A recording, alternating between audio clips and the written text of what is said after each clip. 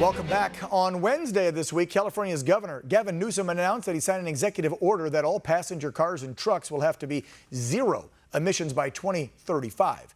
Joining me to discuss this more, California State Senator for the 37th District, John Moorlach. He's a Republican, and I highly doubt he's okay with this decision from Governor Newsom. And judging by that laughter right there, I'm correct, John. Dan, the 37th Senate District has the most new car dealerships of any district in California. So I've got them all from Rolls-Royce down to McLaren to, you name it, I've got it. So I'm sure that they're not all amused with this executive order. He signs a lot of these executive orders, and we heard from one of your fellow Republicans up there, Senator Melissa Melendez, who was on the show last week, that you guys aren't up there right now. You're in recess. So everything that's been going on for the last month or so until January, when it comes to the fires, the COVID lockdown, and now this nonsense, the governor of your state is just kind of doing whatever he wants, right? The legislator's not there to check him. And it's like he's running the state, and he's sort of out of control. He's certainly dealing with the most wildfires that we've ever seen in our state's history. We've had failed policies and procedures that have not removed the dead trees from our forests and in our wildfire areas. And I think he's just trying to figure out how to rationalize or deal with it all, keeps blaming climate change. So it's a great distraction to say, hey, we're not going to allow for combustion engines, internal combustion engines in the future, but it's not the solution. We keep misdiagnosing what's happening here in this state, and sometimes I wonder if he's just flailing at times. Yeah, you've lived out here for years. I looked up your bio. You know what's going on. We've heard the president say, and people have mocked him, made fun of him, clean up the floor of the forest. I get what he meant. There needs to be cleaning done in the state of California, and it's not. And there's so much regulation in place or saving this small lizard or that small insect that it's not being done. You have a lot of the extreme radical left stopping things from being done in the forest. But if they actually were in cleaning them up annually, you wouldn't have all the dry brush, all the dry dead trees. And so when a fire is started by one of these crazy wackos that are out there starting them, or by lightning, or just by natural causes, they wouldn't rage like they are. There wouldn't be so much destruction, correct? Correct. We have failed to do controlled burns. We have followed an environmental policy that emphasizes climate change, which I fully understand and appreciate. But when you do it and you don't allow for natural burning, and one of these wildfires takes control, it just takes 2.5 days, and you've created as much greenhouse gas that you would have created had you let all the cars in California run for an entire year. Wow. So lost all of our greenhouse gas credits.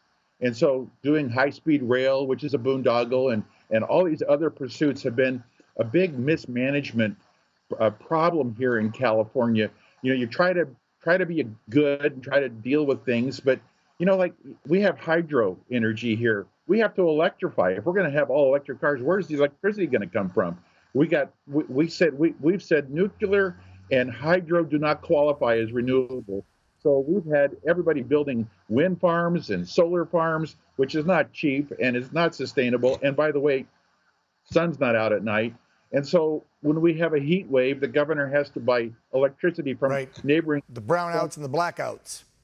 Yeah, we have brownouts, and so we're buying coal-generated electricity. So what's the point? What have we accomplished? Yeah, John, I got to interrupt you quick because they're wrapping me up here. We've got about a minute or so left. We touched on this Green Deal of no gas cars by 2035, which I think is nonsense. You just talked about the wildfires and what needs to be done, what's not being done.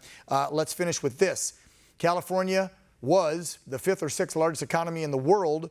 I see you're an expert in municipal bankruptcies. The governor has kept this lockdown since March 19th. He's lightened it up a little bit here or there. How long can California sustain not getting back to normal and getting back to work before you see cities across the Golden State just closing up shop and going bankrupt? Well, I don't know how, I can't quantify it by days, but it won't be too long for a few cities to have to file for Chapter 9 bankruptcy. which allows you to go into a federal court, work with a judge, and say, let's redo the pensions, let's redo the retiree medical, let's redo other issues and reorganize our debt through a readjustment plan or a plan of adjustment. But I've got cities in my area of Orange County like Disney or Anaheim. So when you shut down Disneyland and you shut down the Anaheim Convention Center, that impacts all the hotels, all the hospitality industry, the restaurants. And so I think we've got a short list of cities that might be seeing a federal judge soon.